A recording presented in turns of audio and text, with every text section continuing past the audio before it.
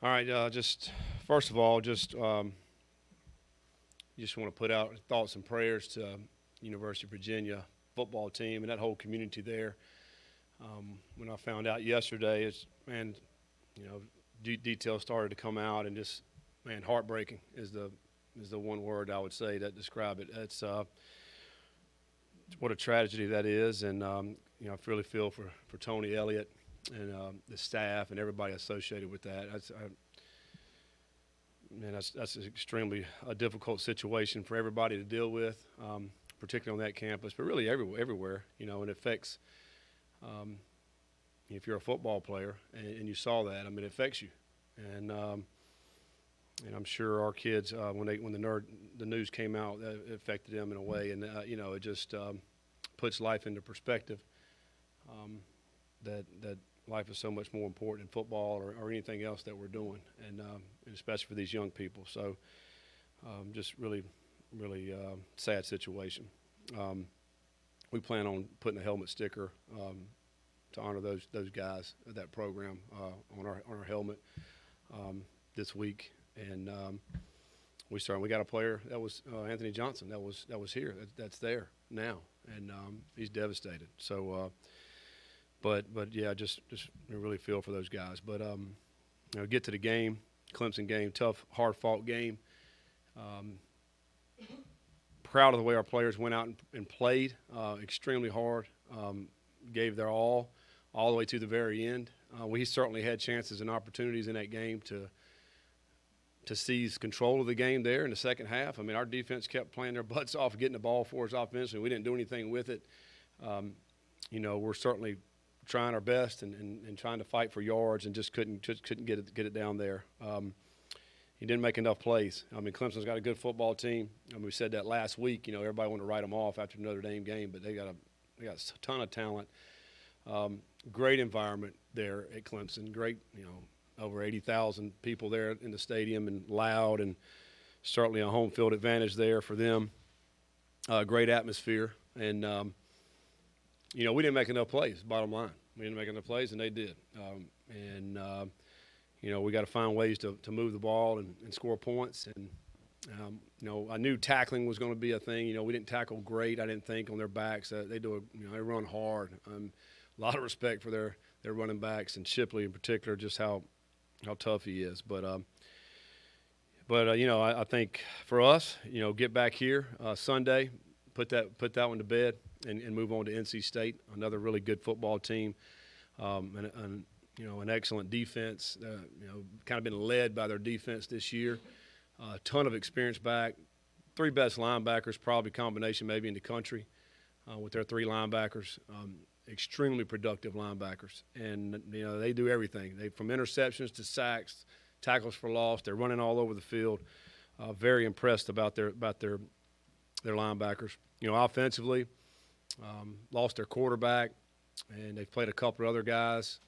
I think the one they settled on with has come in. M.J. Morris played well, and gives him a chance. He's a freshman. I mean, he's young, still learning how to play the game, but certainly gives him a chance. He can run and throw. And, for us this week, senior day, last opportunity for these seniors to play in Cardinal Stadium. And, we want to send them out on a high note, something they'll remember forever. We want to obviously get a win. You guaranteed a winning season. You get this win, 7 wins. It's big. And an opportunity to go out and win our last ACC game this year. And so there's a lot riding on the game. We want to finish the season strong, and in particular, against this team, NC State. We have not faced I haven't faced NC State here since we've been here. COVID kind of threw us off that year, so it's the first time that we've had them up here. So we're excited about this opportunity, ready to go play. Guys are eager, they're hungry to continue to go out and compete and practice, and we'll have a great practice this afternoon. So we're looking forward to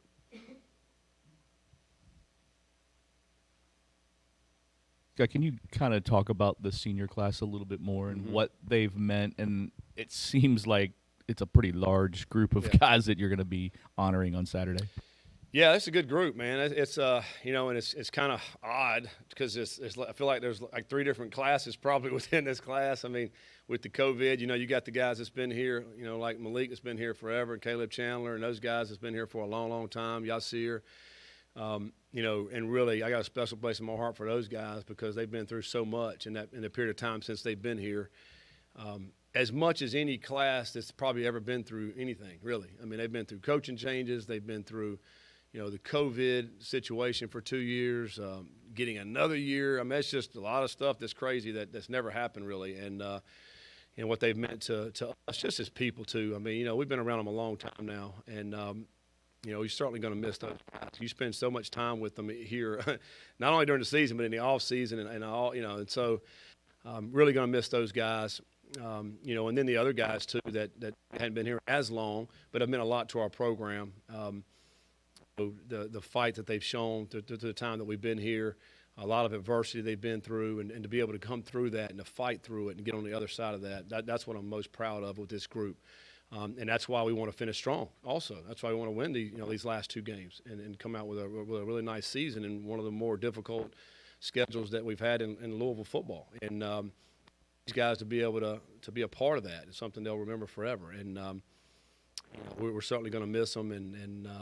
But again, I want them to have great memories when they leave Louisville, and part of that is to go out here and win these games because that's what they'll remember.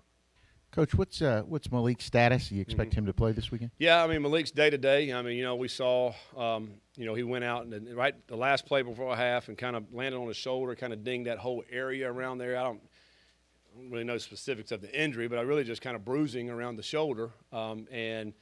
You know, so he's kind of going to be day to day. I mean, he's been over here, you know, all day Sunday, Monday, and you know today, and just working, trying to get better, trying to get out there. And so, you know, as we go throughout the week, we'll have a better idea of where he's at. But today, I'd list him as day to day.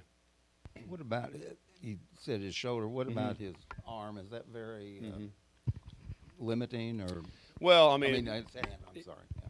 His hand, well, it's the left hand. Yeah, the non-throwing hand. I mean, it's a little limited for as far as you know. There's a little discomfort there, but I mean, you certainly can go out and play and not really affect how you're going to play the game. I mean, he still ran around, still tried to make plays. You know, I think in the game was 10 for 13 throwing. You know, against a really good defense. I mean, Clemson's one of the top defenses in the country, and their D-line and linebackers are very talented. And for him to go out there and play the way he did, I thought he went out there and played well. It's just a really good defense, you know, and you know now, you know, with the right shoulder, which is his throwing arm, so you know he's going to have to get that healthy so he can throw, you know, obviously. So again, we'll see how quickly that can heal up and if he's available or not for Saturday. Scott, in terms of Malik and his health, I mean, what has he meant since he came back from the concussion? I mean, the things that he's doing. You feel like he's being smarter with his body. I mean, you can't help you know some dings, but how is he different, and how has that helped? Yeah, I mean, I think he has tried to be a lot smarter when running the football, and you can kind of notice that in the last several games where get toward the sideline, let's get out of bounds, let's don't take an unnecessary hit. You know, same time he's a competitor. He likes to get those extra yards. You know, he's a tough guy. You know, I think.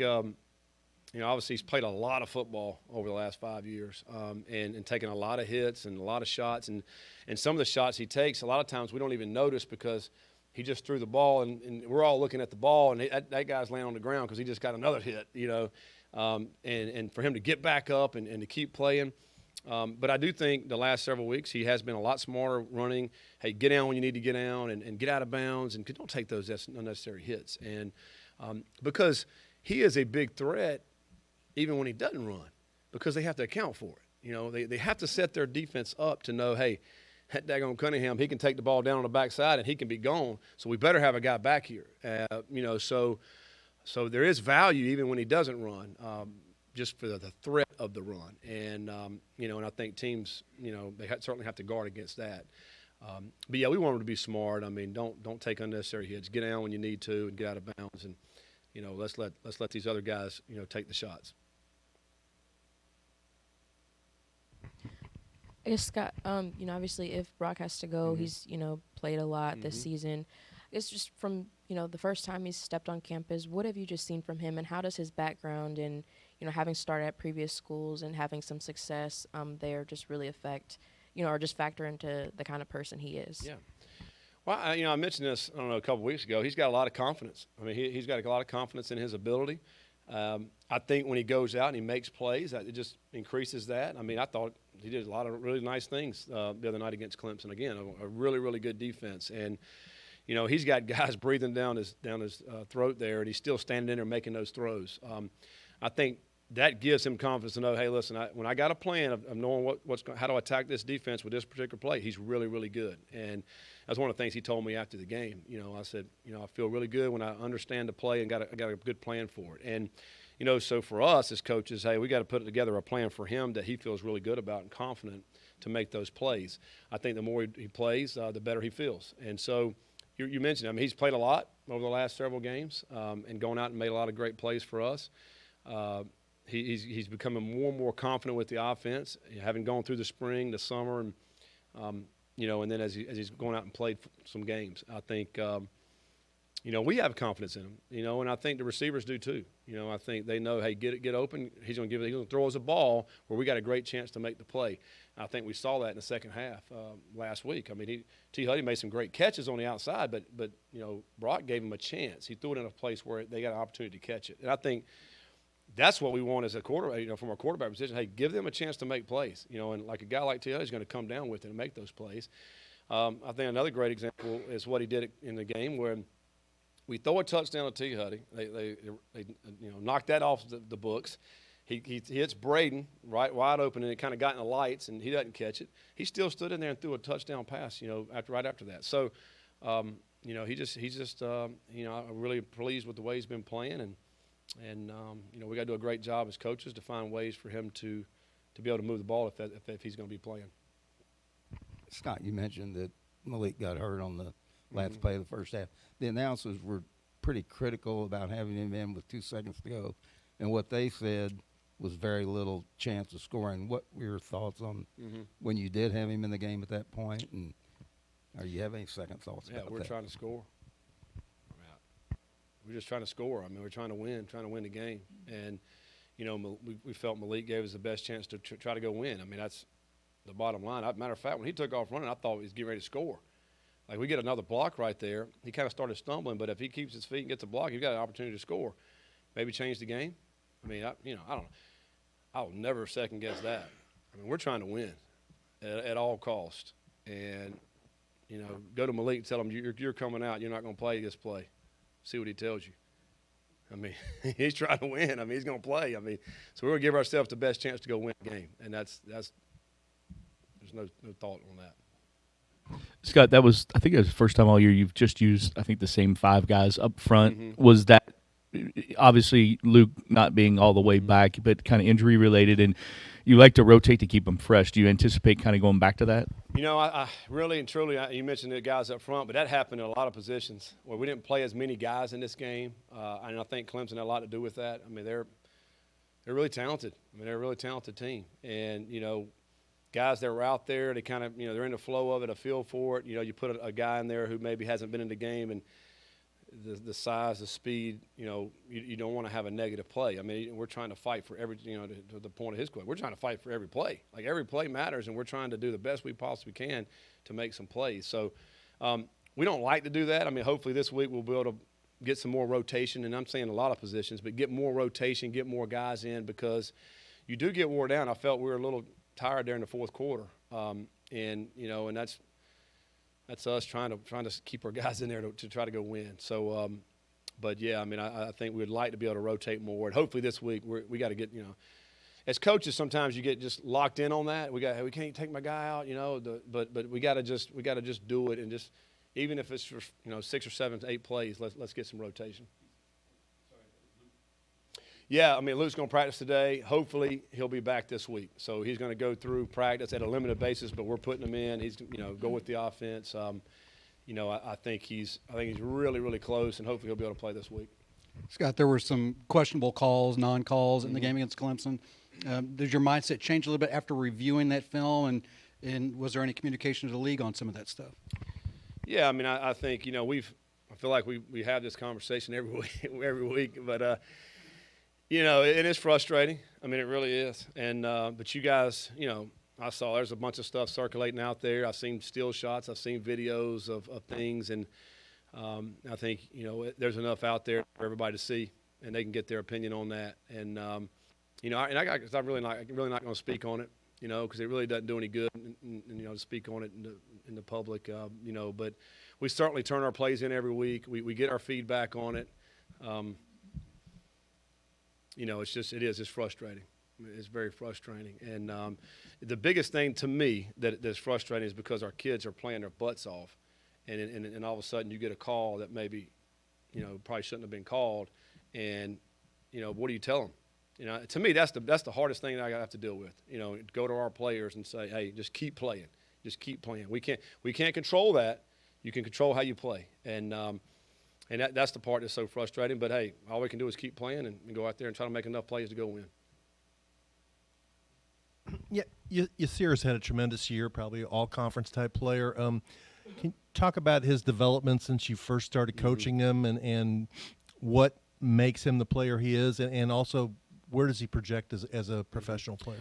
Yeah, I mean, number one, great human being. Love Yasir. He comes to work every day. He's an extremely hard-working guy, and that's why he's continued to get better and better each and every year because of that. Now, you know, I always tell freshmen when they get here, where you are right now is not where you want to be. You know, you got to keep getting better every single day, and he's done that. I mean, I remember when we first got here, he couldn't play more than 12 snaps. He would go from full tank to empty like really, really quickly, and we just had to get him out. You know, he was a special teams guy early on, and just worked his way into what he is now, a really relentless player. You know, pass rushing, but also just running plays down from behind. Very smart player. You don't ever have to worry about Yasir. He's going to be where he's supposed to be and do what he's supposed to do. He's a big-time playmaker. You know, and I think he's got a bright future. I mean, in the NFL, you know, there's going to be spots for him because he's going to be a team's guy for wherever he's at. And he's probably going to be a guy who can put in for third down for pass rushing, but he also can drop into coverage. So, you know, I think he's got a great opportunity to be able to have a big impact at the next level. But let's finish it out first, Yasir, in the next couple of games. Scott, I know you said Malik was day to day, and he's been over here getting a ton of treatment. Do you anticipate him trying to practice at all this week, or is it just try to get healthy and see if you can go on Saturday? Yeah, I mean, I think if he's healthy enough to practice, he'll go out and practice. I think, you know, for him, it's he wants to play, he wants to finish it out, and you know, so again, we'll take it day by day. We'll see where he's at. If he's healthy enough to play, he'll play. You know, if he's not, then Brock will go play. You know, so that's the way we've done it always, and we'll continue to do it that way, and we'll see where he's at. But you know, I know he wants to play. He wants to be out there with his teammates. All right, thanks, guys.